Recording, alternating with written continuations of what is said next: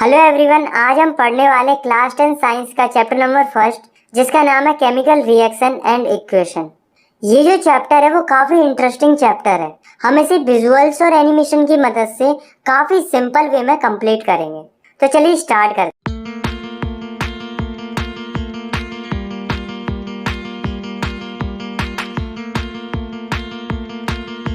तो हमारी daily life में हमें हमारे आसपास कई सारे चेंजेस देखने को मिलते हैं, जिसमें से कुछ चेंजेस फिजिकल होते हैं और कुछ चेंजेस केमिकल होते हैं। तो चलिए समझते हैं कि फिजिकल और केमिकल चेंजेस आखिर होते क्या हैं। तो सबसे पहले हम समझते हैं कि फिजिकल चेंज क्या होते हैं। तो these are the changes which can be reversed, मतलब ये ऐसे चेंजेस होते हैं जो कि आसानी से रिवर्स हो जाते हैं। For example, freezing of water, यानी कि पानी का बर्फ में जमना। गाइस, आपने नोटिस किया होगा जब हम पानी को रेफ्रिजरेटर में रखते हैं तो वह बर्फ बन जाता है, और जब हम उसे बाहर निकालते हैं तो वह वापस पानी बन जाता है। तो ये जो चेंज है वो फिजिकल चेंज है, क्योंकि यहाँ पर जो चेंज हो रहा है वो रिवर्सिबल है। अब हम समझते हैं केमिकल चेंजेस क्या होते हैं। तो these are the changes which cannot be reversed, मतलब कि ये ऐसे चेंज होते हैं जो कि रिवर्स नहीं होते हैं। जैसे कि रस्टिंग ऑफ आयरन, मतलब लोहे पर जंग लगना।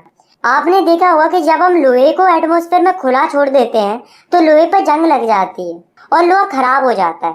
तो ये जो चेंज है वो केमिकल चेंज है, क्योंकि एक बार लोहा अगर खराब हो जाता है तो वह वापस उसी स्टेट में नहीं आ पाता है। तो चलिए अब हम इस चैप्टर के दो इम्पोर्टेंट टर्म्स को समझते हैं, जो कि है रिएक्टेंट और प्रोडक्ट। तो ये दोनों टर्म्स आपको इस चैप्टर में कई बार सुनने को मिलेंगे। तो चलिए समझते हैं कि आखिर ये रिएक्टेंट और प्रोडक्ट होते क्या है। तो सबसे पहले हम समझते हैं कि रिएक्टेंट क्या होते हैं। तो the substance which take part in chemical reaction are called reactants, मतलब कि ऐसे सबस्टेंस जो केमिकल रिएक्शन में पार्ट लेते हैं उन्हें हम रिएक्टेंट कहते हैं। नेक्स्ट है प्रोडक्ट। प्रोडक्ट क्या होते हैं? तो the substance which are formed in the chemical reaction are called products, मतलब कि ऐसे सबस्टेंस जो कि केमिकल रिएक्शन में फॉर्म होते हैं उन्हें हम प्रोडक्ट्स कहते हैं। तो चलिए रिएक्टेंट्स और प्रोडक्ट्स को एक एग्जांपल के थ्रू समझते हैं। जैसे कि जब सोडियम वाटर से रिएक्ट करता है तो वो सोडियम हाइड्रोक्साइड प्लस हाइड्रोजन बनाता है। तो दोस्तों, इस रिएक्शन को अगर हम ध्यान से देखेंगे तो इस रिएक्शन में सोडियम और वाटर जो है वो रिएक्टेंट है, क्योंकि ये दोनों इस रिएक्शन में पार्ट ले रहे हैं। और जो सोडियम हाइड्रोक्साइड और हाइड्रोजन है वे हैं प्रोडक्ट्स, क्योंकि ये दोनों इस रिएक्शन में फॉर्म हो रहे हैं। आई होप आपको रिएक्टेंट और प्रोडक्ट समझ में आ गए होंगे।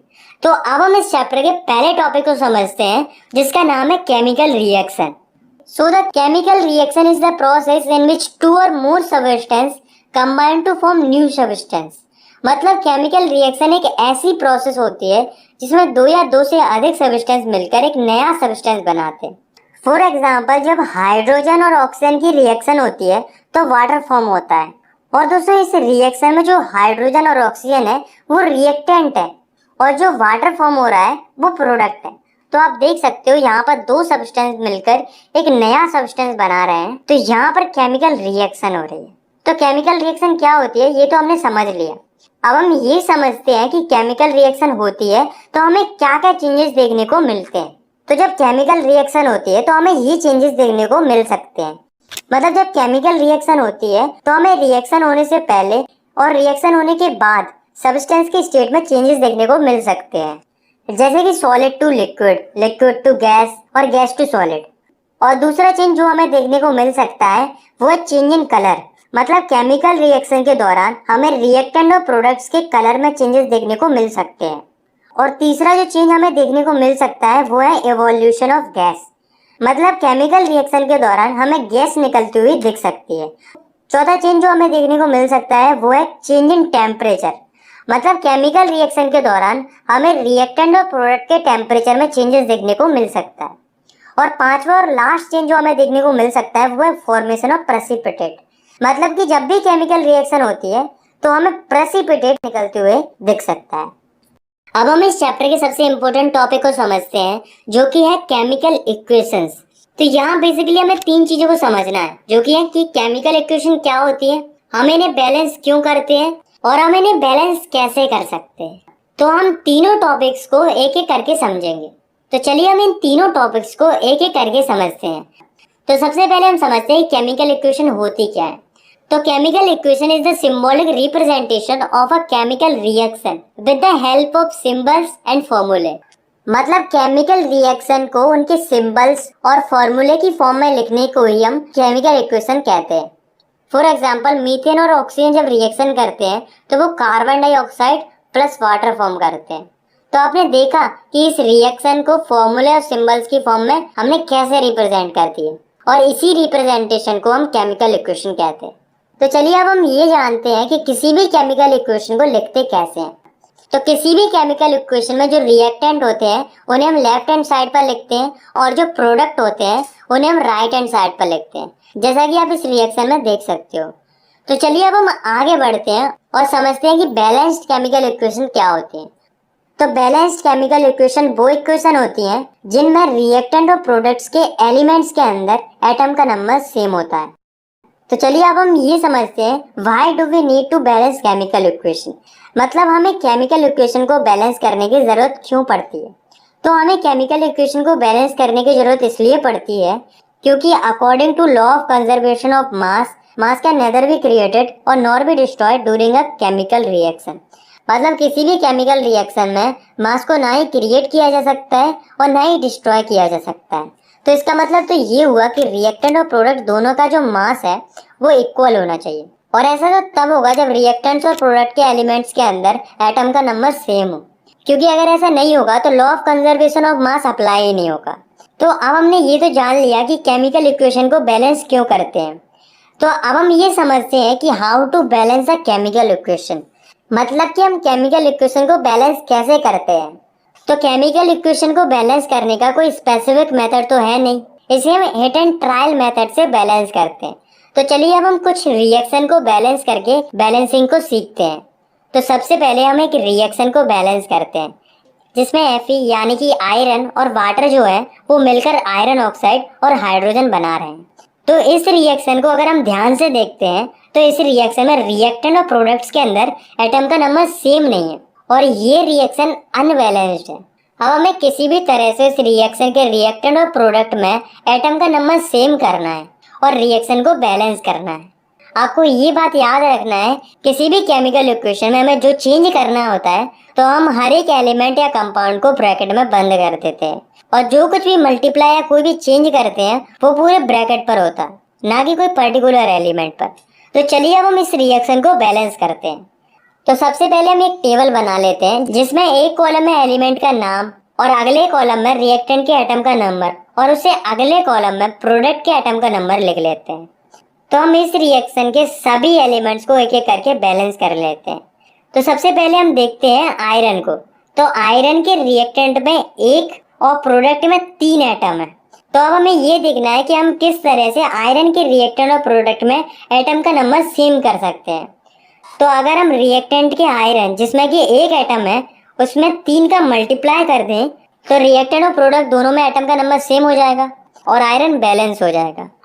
अब हम हाइड्रोजन को देखते हैं। तो हाइड्रोजन के रिएक्टेंट और प्रोडक्ट में पहले से ही 2-2 एटम है और ये तो पहले से ही बैलेंस्ड है। तो अब हम बैलेंस करते हैं ऑक्सीजन को। तो ऑक्सीजन के रिएक्टेंट में 1 और प्रोडक्ट में 4 एटम है। तो अगर हम रिएक्टेंट के ऑक्सीजन में 4 का मल्टीप्लाई कर देते हैं तो ऑक्सीजन बैलेंस हो जाएगा। लेकिन अगर हम देखें तो रिएक्टेंट में ऑक्सीजन अकेला नहीं है, वो पूरे कंपाउंड की फॉर्म में है, और जब 4 का मल्टीप्लाई करेंगे तो वो पूरे कंपाउंड पर होगा, जिसके कारण हमारा ऑक्सीजन तो बैलेंस हो जाएगा। लेकिन हाइड्रोजन जो पहले से बैलेंस था वो 4 का मल्टीप्लाई करने पर अनबैलेंस हो जाएगा और हाइड्रोजन के रिएक्टेंट में 8 एटम हो जाएंगे और प्रोडक्ट में रह जाएंगे 2 एटम। तो अगर हम प्रोडक्ट के हाइड्रोजन जिसमें 2 एटम है उसमें 4 का मल्टीप्लाई और कर देते हैं तो हाइड्रोजन भी बैलेंस हो जाएगा और दोनों रिएक्टेंट और प्रोडक्ट में 8-8 एटम हो जाएंगे। तो आप देख सकते हो कि इसी के साथ हमारी पूरी केमिकल इक्वेशन बैलेंस हो चुकी है। तो चलिए अब हम इस रिएक्शन को बैलेंस तरीके से लिख लेते हैं। तो 3Fe + 4H2O gives Fe3O4 + 4H2O। तो ये तो थी थोड़ी कॉम्प्लिकेटेड रिएक्शन। अब हम देखते हैं कि हम सिंपल और छोटी केमिकल रिएक्शन को कैसे बैलेंस कर सकते हैं। तो हम कोई भी सिंपल और छोटी सी रिएक्शन लेते हैं, जैसे कि फॉर्मेशन ऑफ वाटर यानी कि पानी का बनना। तो हाइड्रोजन प्लस ऑक्सीजन मिलके पानी बनाते हैं, ये तो हम सभी लोग जानते हैं। तो इस रिएक्शन को बैलेंस करने के लिए हमें टेबल बनाने की जरूरत नहीं है, क्योंकि ये एक छोटी रिएक्शन है। इस रिएक्शन में हाइड्रोजन और ऑक्सीजन मिलकर वाटर बना रहे हैं, और यहाँ पर हम देखें तो हाइड्रोजन के रिएक्टेंट और प्रोडक्ट दोनों में दो दो एटम है। इसका मतलब ये तो पहले से ही बैलेंस्ड है। लेकिन ऑक्सीजन के रिएक्टेंट में 2 और प्रोडक्ट में 1 एटम है। तो अगर हम प्रोडक्ट में 2 का मल्टीप्लाई कर देते हैं तो ऑक्सीजन बैलेंस हो जाएगा। लेकिन प्रोडक्ट में जो ऑक्सीजन है वो पूरे कंपाउंड के फॉर्म में, और हम जो 2 का मल्टीप्लाई करेंगे वो पूरे कंपाउंड H2O पर होगा, जिससे हमारा हाइड्रोजन जो पहले से बैलेंस था वो अब अनबैलेंस हो जाएगा, और प्रोडक्ट के हाइड्रोजन जिसमें 2 एटम थे उसमें अब 4 एटम हो जाएंगे। तो अगर हम हाइड्रोजन के रिएक्टेंट जिसमें 2 एटम है उसमें 2 का मल्टीप्लाई और कर देते हैं तो हाइड्रोजन भी बैलेंस हो जाएगा। तो अब हमारी ये रिएक्शन भी बैलेंस हो चुकी है। और आप जितनी ज़्यादा रिएक्शन को बैलेंस करने की प्रैक्टिस करेंगे उतनी जल्दी आप किसी भी केमिकल रिएक्शन को बैलेंस कर पाएंगे। तो अब आप केमिकल इक्वेशन को बैलेंस कैसे करते हैं ये तो सीख चुके हैं। तो चलिए अब हम अगले टॉपिक की तरफ बढ़ते हैं, जो कि टाइप्स ऑफ केमिकल रिएक्शन। तो ये जो टॉपिक है वो भी काफ़ी इंपॉर्टेंट टॉपिक है इस चैप्टर का। तो चलिए अब हम देखते हैं कि केमिकल रिएक्शन कितने टाइप की होती हैं। तो केमिकल रिएक्शन 6 टाइप की होती हैं: combination reaction, decomposition reaction, displacement reaction, double displacement reaction, oxidation and reduction reaction, और एक्सोथर्मिक एंड एंडोथर्मिक रिएक्शन। तो चलिए अब हम इन सारी रिएक्शंस को एक एक करके समझते हैं। तो सबसे पहले हम समझते हैं पहले टाइप के केमिकल रिएक्शन को, जो कि कॉम्बिनेशन रिएक्शन। तो the reaction in which 2 or more reactants combine to form a single product is called a combination reaction। मतलब कि ऐसी रिएक्शन जिसमें 2 या 2 से अधिक रिएक्टेंट मिलकर एक सिंगल प्रोडक्ट बनाते हैं, ऐसी रिएक्शन को हम कॉम्बिनेशन रिएक्शन कहते हैं। चलिए अब हम इस रिएक्शन की कुछ एग्जांपल्स को देखते हैं। तो पहला एग्जांपल है फॉर्मेशन ऑफ वाटर, यानी कि पानी का बनना। जब हाइड्रोजन और ऑक्सीजन आपस में रिएक्शन करते हैं तो वाटर फॉर्म होता है, और ये जो रिएक्शन है वो कॉम्बिनेशन रिएक्शन है, क्योंकि यहाँ पर 2 रिएक्टेंट मिलकर एक सिंगल प्रोडक्ट बना रहे हैं। इसी का दूसरा एग्जांपल है बर्निंग ऑफ कोल। मतलब कार्बन और ऑक्सीजन की रिएक्शन होती है तो कार्बन डाइऑक्साइड फॉर्म होती है, और ये रिएक्शन भी कॉम्बिनेशन रिएक्शन है, क्योंकि इस रिएक्शन में 2 रिएक्टेंट यानी कि कार्बन और ऑक्सीजन मिलकर एक सिंगल प्रोडक्ट यानी कि कार्बन डाइऑक्साइड बना रहे हैं। तो चलिए अब हम दूसरी टाइप के केमिकल रिएक्शन को समझते हैं, जो कि है decomposition reaction. So the reaction in which a single reactant break down to form 2 or more products. मतलब ऐसी रिएक्शन जिसमें एक सिंगल रिएक्टेंट 2 या 2 से ज्यादा प्रोडक्ट में टूट जाता है, उसे हम डिकम्पोजिशन रिएक्शन कहते हैं। तो यहाँ पर सोचने वाली बात ये है कि आखिर ये रिएक्टेंट टूट क्यों रहा है। कोई ना कोई एनर्जी तो होगी जिसके कारण ये रिएक्टेंट टूट रहा है। तो उसी एनर्जी के हिसाब से जो डिकम्पोजिशन रिएक्शन है वो 3 टाइप की होती है, जो कि thermal decomposition, electrolytic decomposition and photolytic decomposition. तो सबसे पहले हम समझते हैं थर्मल डिकम्पोजिशन को। तो ऐसा डिकम्पोजिशन जो कि हीट के द्वारा किया जाता है उसे हम थर्मल डिकम्पोजिशन कहते हैं। फॉर एग्जाम्पल, जब हम कैल्शियम कार्बोनेट को हीट करते हैं तो वह कैल्शियम ऑक्साइड यानी कि क्विक लाइम और कार्बन डाइऑक्साइड में टूट जाता है। दूसरी टाइप की डिकम्पोजिशन रिएक्शन है वो है इलेक्ट्रोलाइटिक डिकम्पोजिशन। तो ऐसा डिकम्पोजिशन जो कि इलेक्ट्रिसिटी की हेल्प से किया जाता है उसे हम इलेक्ट्रोलाइटिक डिकम्पोजिशन कहते हैं। जैसे कि जब हम वाटर में इलेक्ट्रिक करंट पास कराते हैं तो वह हाइड्रोजन और ऑक्सीजन 2 कंपाउंड में ब्रेक हो जाता है। तीसरे टाइप की डिकम्पोजिशन रिएक्शन है फोटोलाइटिक डिकम्पोजिशन। मतलब ऐसा डिकम्पोजिशन जो कि लाइट एनर्जी की हेल्प से किया जाता है उसे हम फोटोलाइटिक डिकम्पोजिशन कहते हैं। फॉर एग्जाम्पल, जब सिल्वर क्लोराइड के ऊपर सनलाइट पड़ती है तो वह सिल्वर और क्लोरीन में ब्रेक हो जाता है। तो चलिए अब हम आगे बढ़ते हैं और तीसरे टाइप की केमिकल रिएक्शन को समझते हैं, जो कि है डिस्प्लेसमेंट रिएक्शन। तो the reaction in which more reactive element displaces less reactive element from its compound or solution is called displacement reaction. मतलब कि ऐसी रिएक्शन जिसमें ज्यादा रिएक्टिव एलिमेंट कम रिएक्टिव एलिमेंट को डिस्प्लेस कर देता है उसके कंपाउंड या सॉल्यूशन से, तो उसे हम डिस्प्लेसमेंट रिएक्शन कहते हैं। चलिए हम डिस्प्लेसमेंट रिएक्शन का एक एग्जांपल देखते हैं।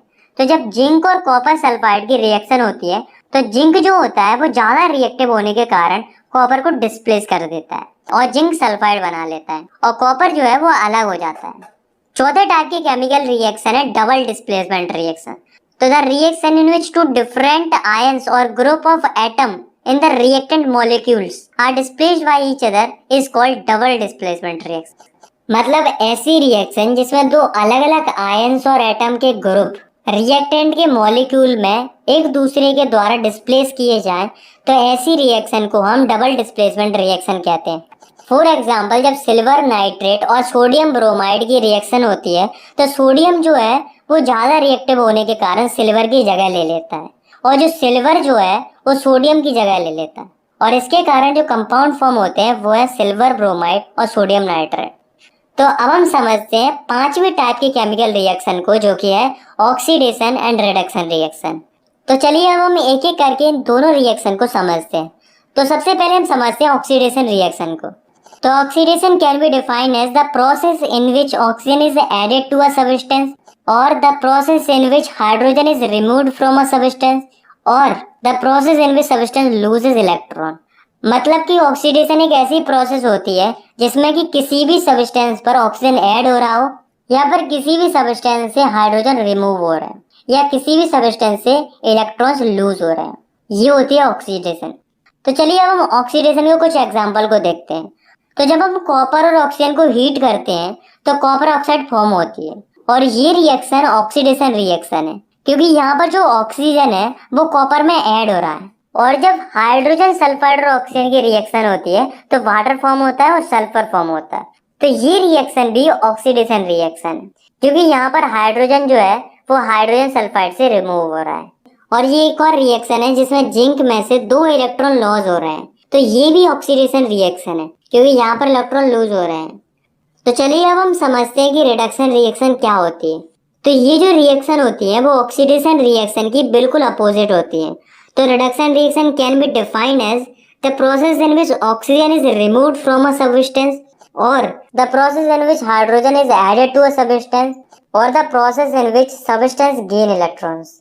मतलब कि रिडक्शन एक ऐसी प्रोसेस होती है जिसमें किसी भी सब्सटेंस से ऑक्सीजन रिमूव हो रहा हो, या फिर किसी भी सब्सटेंस पर हाइड्रोजन ऐड हो रहा हो, या फिर किसी भी सब्सटेंस में इलेक्ट्रॉन ऐड हो रहा हो। फॉर एग्जाम्पल, जब पोटेशियम क्लोराइड वो पोटेशियम क्लोराइड और ऑक्सीजन में टूट जाता है तो वो रिएक्शन होती है रिडक्शन रिएक्शन, क्योंकि यहाँ पर ऑक्सीजन रिमूव हो रहा है। और जब सोडियम और हाइड्रोजन ऐड होते हैं तो वो सोडियम हाइड्रोक्साइड फॉर्म करते हैं, और ये भी एक रिडक्शन रिएक्शन है, क्योंकि यहाँ पर हाइड्रोजन जो है वो ऐड हो रहा है। और ये एक और रिएक्शन है जिसमें जिंक जो है उस पर 2 इलेक्ट्रॉन ऐड हो रहे हैं, तो ये भी एक रिडक्शन रिएक्शन है, क्योंकि इसमें इलेक्ट्रॉन ऐड हो रहे हैं। दोस्तों, आपको एक बात याद रखनी है कि जब भी किसी भी सब्सटेंस का ऑक्सीडेशन होता है तो उस सब्सटेंस को हम ऑक्सीडाइज्ड कहते हैं, और जब किसी भी सब्सटेंस का रिडक्शन होता है तो उस सब्सटेंस को हम रिड्यूस्ड कहते हैं। तो चलिए अब हम समझते हैं एक बहुत ही इंपॉर्टेंट केमिकल रिएक्शन को, जो कि है रेडॉक्स रिएक्शन। तो the reaction in which oxidation and reduction take place simultaneously are called redox reaction. मतलब कि ऐसी रिएक्शन जिसमें ऑक्सीडेशन और रिडक्शन एक साथ देखने को मिलते हैं, तो ऐसे रिएक्शन को हम रेडॉक्स रिएक्शन कहते हैं। फॉर एग्जाम्पल, कॉपर ऑक्साइड और हाइड्रोजन की रिएक्शन होती है तो कॉपर और वाटर फॉर्म होता है, और ये जो रिएक्शन है वो रेडॉक्स रिएक्शन है, क्योंकि इसमें कॉपर ऑक्साइड जो फॉर्म हो रहा है वो कॉपर में रिड्यूस हो रहा है, और यहाँ पर रिडक्शन रिएक्शन हो रही है। और जो हाइड्रोजन है वो वाटर में ऑक्सीडाइज हो रहा है, और यहाँ पर हो रही है ऑक्सीडेशन रिएक्शन। तो इस रिएक्शन को हम रेडॉक्स रिएक्शन कह सकते हैं। तो अब हम आखिरी और छठवीं टाइप की केमिकल रिएक्शन को समझते हैं, जो कि है एक्सोथर्मिक एंड एंडोथर्मिक रिएक्शन। तो इन दोनों रिएक्शन को हम एक एक करके समझेंगे। तो पहले हम समझते हैं एक्सोथर्मिक रिएक्शन को। तो the reaction which are accomplished by evolution of heat are called exothermic reaction. मतलब ऐसी रिएक्शन जिसमें से हीट एनर्जी इवॉल्व होती है, तो उसे हम एक्सोथर्मिक रिएक्शन कहते हैं। For example, burning of natural gas. मतलब मीथेन और ऑक्सीजन की जब रिएक्शन होती है तो CO2 और वाटर फॉर्म होते हैं, और काफ़ी मात्रा में हीट निकलती है, और ये जो रिएक्शन होती है वो एक एक्सोथर्मिक रिएक्शन होती है। चलिए अब हम समझते हैं एंडोथर्मिक रिएक्शन को। तो the reaction which occur by the absorption of heat energy are called endothermic reaction. मतलब कि ऐसी रिएक्शन जिसमें हीट एनर्जी एब्जॉर्ब होती है उसे हम एंडोथर्मिक रिएक्शन कहते हैं। फॉर एग्जाम्पल, जब मर्क्यूरिक ऑक्साइड मरकरी और ऑक्सीजन में टूट जाता है तो काफी मात्रा में हीट ऑब्जर्व होती है। और एक और बात मैं आपको बताता हूँ कि जो फोटोसिंथेसिस होती है वो एक एंडोथर्मिक रिएक्शन होती है। तो चलिए अब हम समझते हैं चैप्टर के आखिरी टॉपिक को, जो कि है effect of oxidation in our daily life. मतलब कि जो ऑक्सीडेशन होता है उसका हमारी डेली लाइफ पर क्या इफेक्ट पड़ता है। तो ऑक्सीडेशन के हमारी लाइफ में मेनली दो इफेक्ट देखने को मिलते हैं, जो कि कोरोजन और रेंसिडिटी। तो चलिए सबसे पहले हम समझते हैं कोरोजन को। तो the phenomenon due to which metals are slowly eaten away by the reaction of air, water and other chemical present in atmosphere is called corrosion। मतलब एक ऐसा फिनोमेना जिसमें जो मेटल होता है वो धीरे धीरे खराब हो जाता है जब वह एयर, वाटर या कोई और केमिकल के कांटेक्ट में थोड़े लंबे समय तक आ जाता है। जैसे कि black coating on silver and green coating on copper. मतलब सिल्वर पर जो ब्लैक कोटिंग आ जाती है और कॉपर पर जो ग्रीन कोटिंग आ जाती है, ये दोनों जो एग्जाम्पल है वो कोरोजन के एग्जाम्पल है। और अगर हम बात करें आयरन की, तो आयरन के केस में जो कोरोजन होता है उसे हम रस्टिंग ऑफ आयरन कहते हैं, जिसमें आयरन का कलर ब्राउनिश हो जाता है और वह कमजोर हो जाता है। इससे एक बात तो साफ हो जाती है कि जो कोरोजन होता है वो मेटल के लिए काफी हार्मफुल साबित होता है। तो चलिए अब हम देखते हैं कि जो कोरोजन होता है उसके क्या क्या इफेक्ट पड़ते हैं। तो कोरोजन के कारण काफी मात्रा में car bodies, bridges, iron railing, ships, specially जो मटेरियल जो आयरन से बने हुए होते हैं वो खराब हो जाते हैं, जिससे काफी मात्रा में आयरन का नुकसान होता है। और इसी तरह से सिल्वर और कॉपर भी खराब हो जाता है। तो अब हमें ये देखना है कि क्या कोई ऐसा मेथड है जिससे हम कोरोजन से मेटल को प्रिवेंट कर सकते हैं। तो चलिए अब हम देखते हैं कि हम मेटल को कोरोजन से कैसे प्रिवेंट कर सकते हैं। तो इसके कुछ मेथड होते हैं, जैसे कि पेंटिंग। जो आयरन के ऑब्जेक्ट होते हैं अगर हम उन पर पेंट कर देते हैं तो वो डायरेक्टली एटमॉस्फेयर के कांटेक्ट में नहीं आ पाएंगे और कोरोजन से प्रिवेंट रहेंगे। और जो सिल्वर होता है उसे हम बाहरी एटमॉस्फेयर से दूर रखकर और उसकी रेगुलर क्लीनिंग कर कोरोजन से प्रिवेंट कर सकते हैं। और कॉपर को हम बेकिंग सोडा और सॉल्ट के पेस्ट बनाकर उसकी रेगुलर क्लीनिंग करके उसे भी हम कोरोजन से प्रिवेंट कर सकते हैं। और एक और बहुत जरूरी बात जो आपको याद रखनी है वो है कि जो एल्यूमिनियम होता है उसके केस में कोरोजन हार्मफुल नहीं होता है, बल्कि फायदेमंद होता है। तो चलिए अब हम देखते हैं ऑक्सीडेशन के दूसरे इफेक्ट को, यानी कि रेंसिडिटी को। तो आइए जानते हैं कि रेंसिडिटी क्या होती है। So it is the process of slow oxidation of oil and fat present in the food material. मतलब कि ये एक ऐसी प्रोसेस होती है जिससे जो फूड मटेरियल में ऑयल और फैट प्रेजेंट होता है उसका ऑक्सीडेशन हो जाता है, जिससे फूड का टेस्ट और उसकी स्मेल खराब हो जाती है। तो आपको ये तो पता चल गया होगा कि रेंसिडिटी के कारण जो फूड मटेरियल होते हैं वो खराब हो जाते हैं। तो अब दोस्तों हम देखते हैं कि हम फूड मटेरियल्स को उन्हें हम रेंसिडिटी से कैसे प्रिवेंट कर सकते हैं। तो इसके कुछ मेथड होते हैं, तो चलिए हम वो भी देख लेते हैं। तो वो मेथड कौन कौन से होते हैं? By keeping food materials in air tight containers. मतलब कि जो फूड मटेरियल्स होते हैं उन्हें हम एयर टाइट कंटेनर्स में रख सकते हैं, जिससे जो फूड मटेरियल्स हैं वो डायरेक्ट एयर के कांटेक्ट में नहीं आएंगे और वे रेंसिडिटी से प्रिवेंट रहेंगे। और दूसरा मेथड है by refrigeration of cooked food at low temperature. मतलब कि जो पका हुआ खाना होता है उसको हम रेफ्रिजरेटर में रख सकते हैं, जिससे फूड रेंसिडिटी से प्रिवेंट रहता है। और तीसरा मेथड है bye avoiding cooked food and food material in direct sunlight. मतलब जो पका हुआ खाना होता है और जो फूड मटेरियल होते हैं उन्हें हम डायरेक्ट सनलाइट से दूर रखकर रेंसिडिटी से प्रिवेंट कर सकते हैं। और चौथा और आखिरी मेथड है बाय एडिंग एंटीऑक्सीडेंट। मतलब जो फूड मटेरियल होते हैं उनमें एंटीऑक्सीडेंट ऐड करके हम उन्हें रेंसिडिटी से प्रिवेंट कर सकते हैं। दोस्तों आपने कई बार चिप्स तो खाए होंगे, आपने देखा होगा कि उनमें गैस भरी होती है। तो आपके दिमाग में क्वेश्चन जरूर आता होगा कि आखिर इन चिप्स के पैकेट्स के अंदर कौन सी गैस भरी जाती है और ये चिप्स के पैकेट्स के अंदर क्यों भरी जाती है। तो जो गैस चिप्स के पैकेट के अंदर भरी जाती है वो है नाइट्रोजन। और नाइट्रोजन गैस इसलिए भरी जाती है क्योंकि ये एंटीऑक्सीडेंट की तरह काम करती है और उन चिप्स को रेंसिडिटी से प्रिवेंट करती है। और हमारा जो चैप्टर है वो खत्म होता है। आई होप आपको ये चैप्टर समझ में आ गया होगा। अगर आपको ये वीडियो पसंद आई तो आप इस वीडियो को लाइक कर सकते हो और चाहो तो आप इस चैनल को सब्सक्राइब भी कर सकते हो ऐसी क्लास 10 की साइंस की वीडियोस आगे देखने के लिए। मिलते हैं नेक्स्ट वीडियो में, तब तक के लिए टेक केयर, बाय बाय।